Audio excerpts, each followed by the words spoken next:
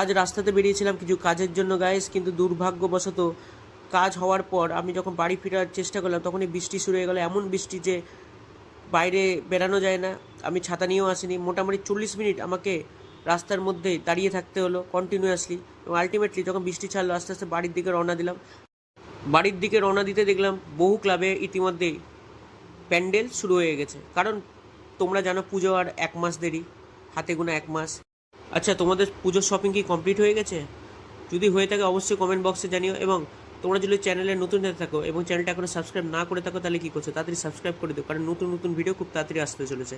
এরপরে বাড়ির সামনে আসতে দেখলাম যে আমাদের বাড়ির সামনে রাস্তার কাজ শুরু হয়ে গেছে। আমরা জানি যে আমাদের সরকার রাস্তা বড় করার সিদ্ধান্ত নিয়েছে, এই জন্য রাস্তার কাজ শুরু হয়ে গেছে। এবং আমি বাড়ির সামনে গিয়ে দেখলাম আমাদের বাড়ির সামনেও রাস্তার ঢালাই ইতিমধ্যে কমপ্লিট হয়ে গেছে, তোমরা দেখতেই পাচ্ছ। বাড়িতে ঢুকেই দেখলাম মা ভোগ রান্না করছে, কারণ আজকে কৌশিকী অমাবস্যা।